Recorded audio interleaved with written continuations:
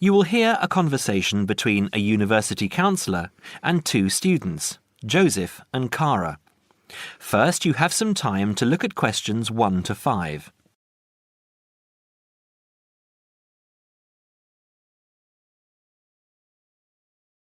Now we shall begin. You should answer the questions as you listen because you will not hear the recording a second time. Listen carefully and answer questions 1 to 5. Hi Joseph, how are you today? Fine, thanks. And Cara, how are you? Good. As we discussed on the phone earlier, I wanted to speak with both of you about the subjects you have chosen to study and how you are managing your time. Okay? Yes. I think so. Okay, so I'll start with Cara. You've been here for how many months now? I've been here for 6 months. How are you finding it? It's good. I'm enjoying the course. And what about life outside? Are you making friends and socializing? Not really. People here are quite closed. They don't talk to you. I see. So, what do you do after classes? I usually go home and study, and I might go out for a walk, but never really with anyone. Sometimes my roommate Louisa comes with me, but she always seems to be busy. How is this affecting your schoolwork? I don't think it is, but I miss home. Cara, what I suggest for now is that you look into joining one of the social clubs on campus. There are a variety of them. You can go camping, skiing, snorkeling, painting, dancing, reading, horse riding, rowing. There's a list on the school website. Have a look and work out which one you're interested in and which suits your timetable. You'll meet friends that way and people who have the same career interests as you. As for the subjects you've chosen for a career in microbiology, I think you should look into dropping one of your subjects and picking it up again next year as a minor. You have a lot on your plate, and this will just cause great pressure. It doesn't mean that you aren't coping, but you're doing about 10 hours more than the average student a week. Think about it, and we can make another appointment to discuss it. When are you free? I have an hour free usually on Wednesdays at 11:30. Okay, good. Come to my office at 11:45 and wait in reception. Okay? Okay, I'll see you then. Before you hear the rest of the conversation, you have some time to look at questions 6 to 10.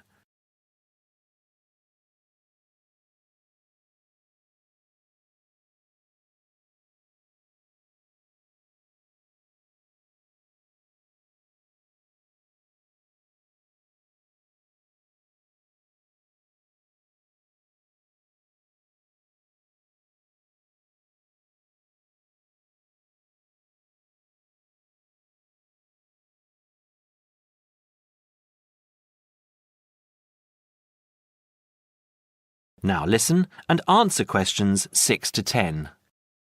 Joseph, how are you finding the university? I love it. It's very different from home. Life here is very much focused on study and also socializing through sport. People have been very friendly and curious about my culture. So, you've managed to integrate well? I think so. I've joined the rugby team, something I'd never thought I'd be interested in. And how are your studies going? I think I am doing well. I have a few assignments that need some work, but overall, I'm coping. That's good.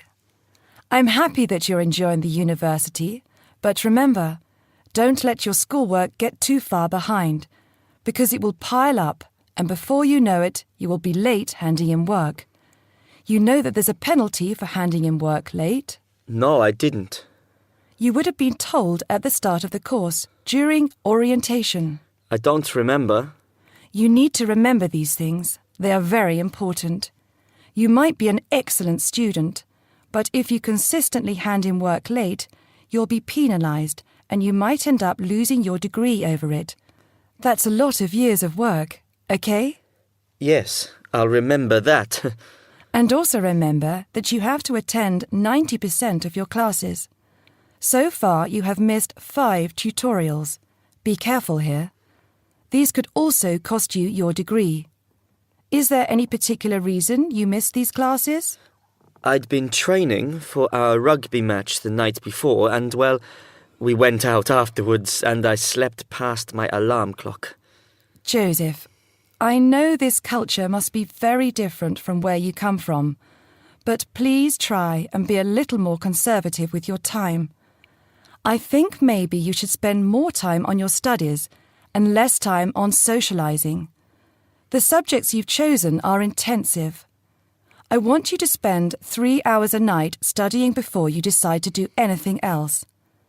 I'll make an appointment to see you in a month and we can assess your progress. I'll give you my business card. All my contact details are there. Call me in 3 weeks to organise another meeting. Do you have any questions for me? No, none. OK, I'll see you in a month. That is the end of part 1. You now have half a minute to check your answers.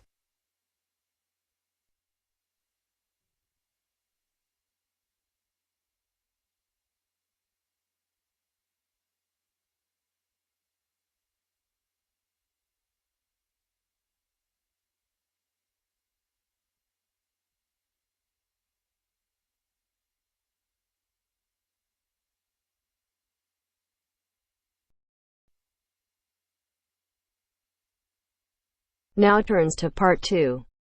Part 2. You will hear a flight attendant talking to passengers on an airplane. First, you will have time to look at questions 11 to 15.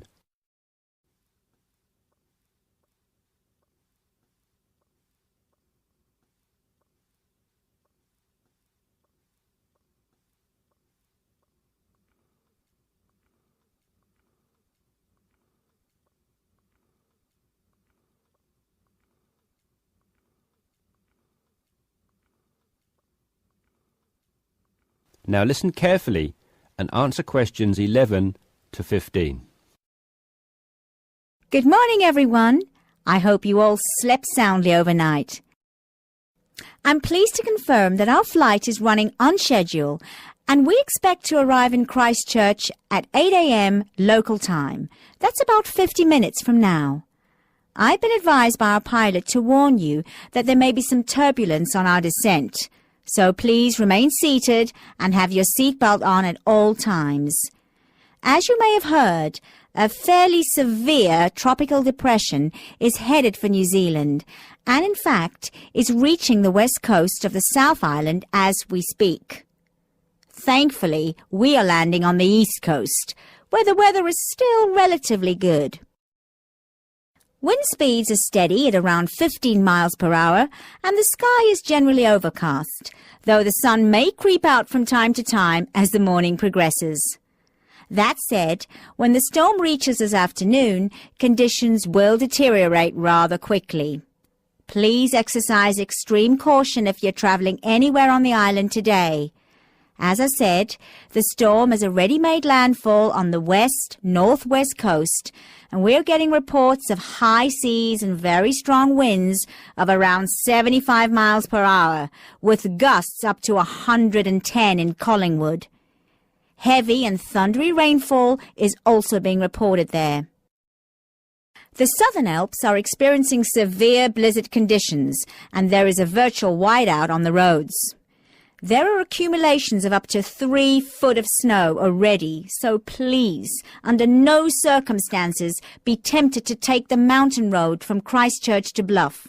Use the coastal route for the entire journey if you must go down south.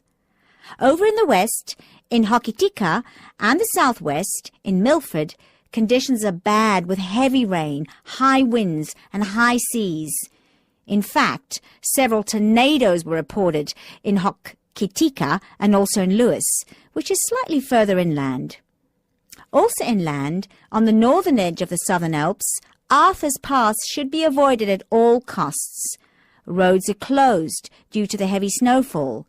Kaikoura has reported wind speeds of 45 miles per hour, with occasional gusts a bit stronger, but so far it has escaped the heavy rain.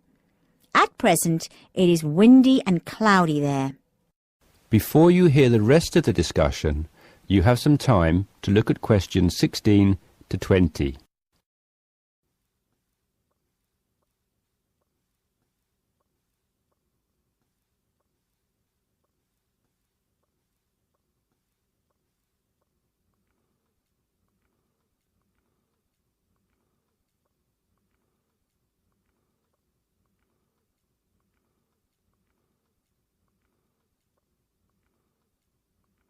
Now listen and answer questions 16 to 20. Hello again, ladies and gentlemen. We should be landing in approximately 10 minutes' time. Just an update for you on the weather conditions in and around Christchurch. We expect the storm to reach us by approximately 1 p.m. Town officials are closing all roads out of town as conditions are simply going to be too dangerous, with the risk of falling trees and flying debris too high. Roads will have officially been closed for 30 minutes by the time we land at 8 a.m.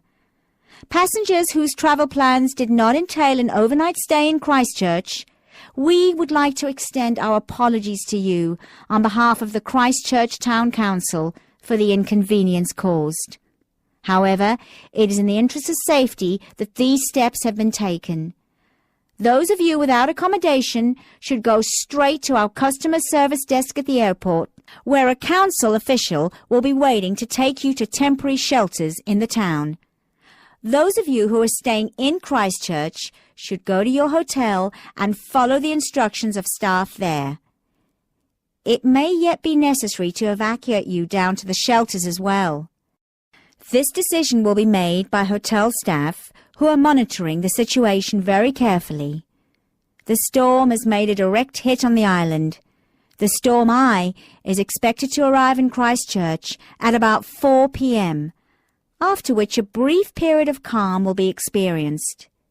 The western wall of the storm will then hit at approximately 4:30, and the extreme winds and heavy rain should have improved by about 7 p.m. All roads will be reopened from 9 p.m. onwards. However, we're advising people to refrain from driving unless absolutely necessary, as conditions will be extremely hazardous with a risk of flooding everywhere. Flash flooding is a real danger for the valley towns of the south in particular, as mountain rivers and tributaries have already swelled to record levels. High winds have already caused massive power cuts in West Coast towns, and a string of major tornadoes have caused havoc across the Midlands. If at all possible, stay in Christchurch until tomorrow morning, when the clean-up will begin. And, above all, stay safe. That is the end of part 2. You now have half a minute to check your answers.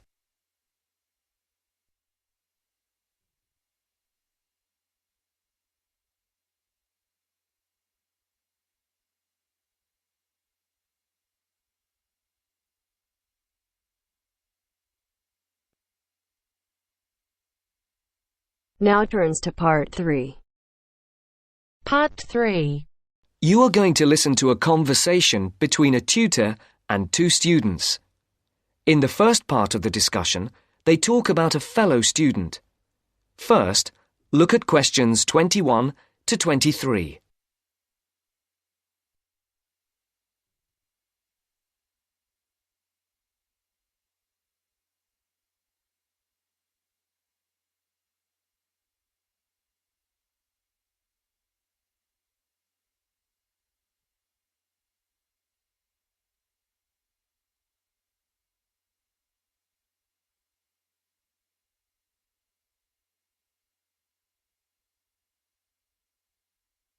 As you listen, answer the questions. Write no more than 2 words for each answer. Francis and Steve, hi. Now, before we start the tutorial, am I right in thinking that you haven't heard about Lorraine? No. What about her? She's already left. What? Well, she hasn't told anyone. You sound surprised. Weren't you half expecting it? Yes, but she could at least have told us, though. We've been on the course together for the past 3 years, and it would have been nice to know. She always was the sort to keep herself to herself. Yes, I know what you mean. Did she give any reason? Well, she got that job. What? Yes, and she's been given permission to leave, as there's only a week to go before the end of the course. But she'll be back for the exam week. Oh, well, we'll just have to catch her on the mobile after the class. She's gone back to Wales first. Oh, dear. We'll get hold of her on the mobile. She did say that it might not be possible to contact her for a couple of weeks. Oh, OK. If that is what she wants. Before the conversation continues, look at questions 24 to 30.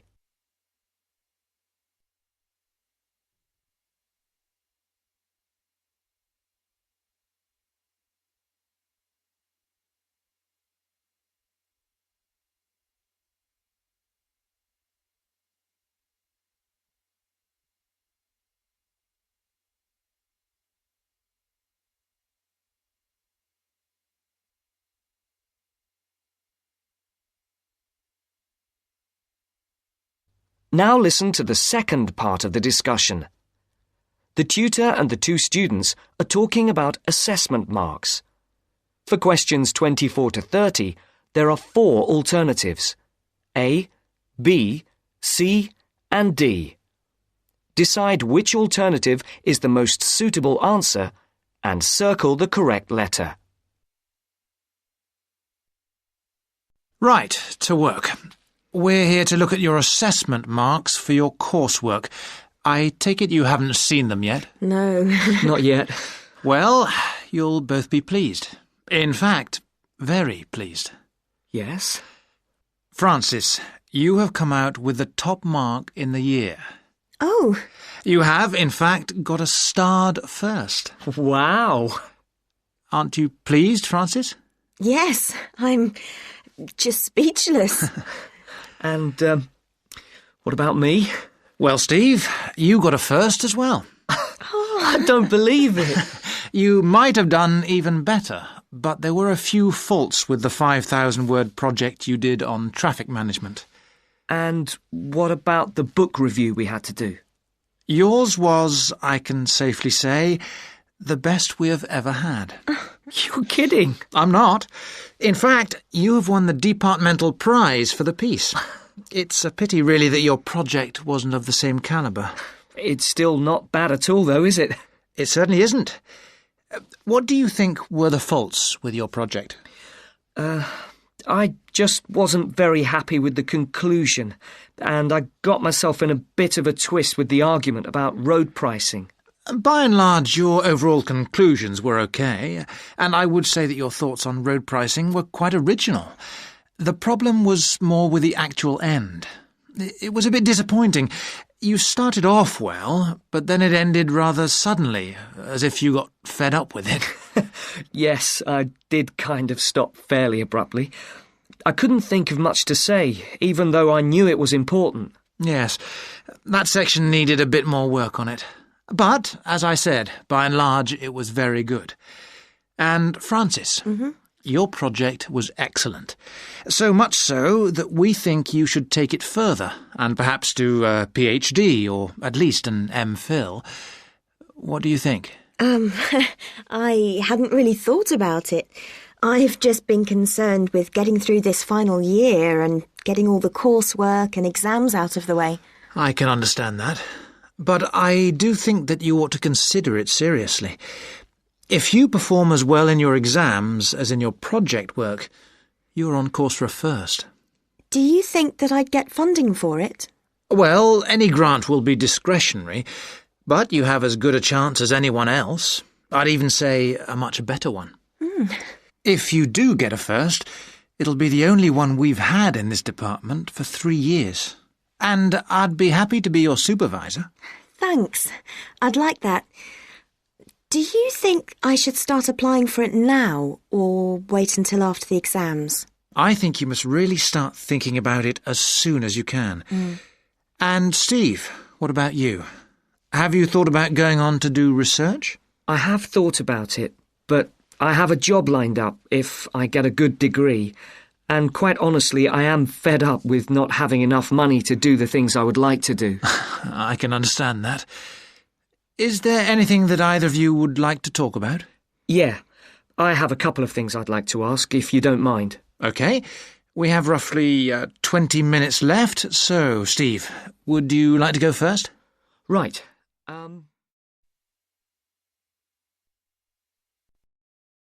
That is the end of part 3. You now have half a minute to check your answers.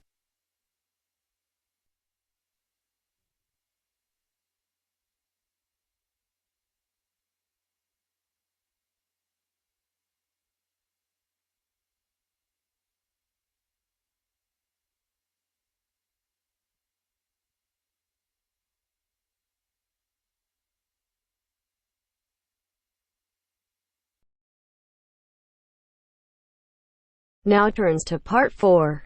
Part 4. You are going to hear a talk about security in the UK. Listen to the talk and complete the statements below. First, you have some time to look at questions 31 to 40.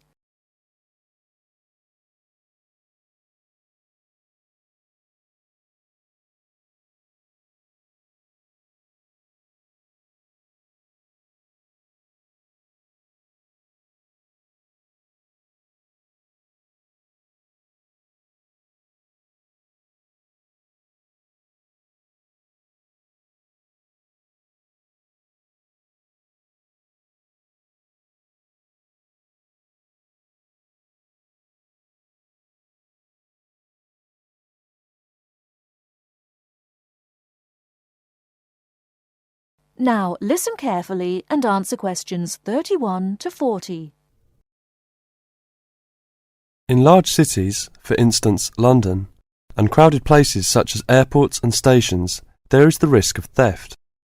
We do not want you to suffer the distress of losing important documents and valuables as soon as you step onto British soil. So here are some important do's and don'ts. Don't carry more cash than you need for daily expenses. If you stay at a hotel, do ask the manager to keep large sums of cash, documents and valuables in the hotel safe and give you a receipt for them. This is a free service. If cash is stolen, it is very unlikely to be recovered.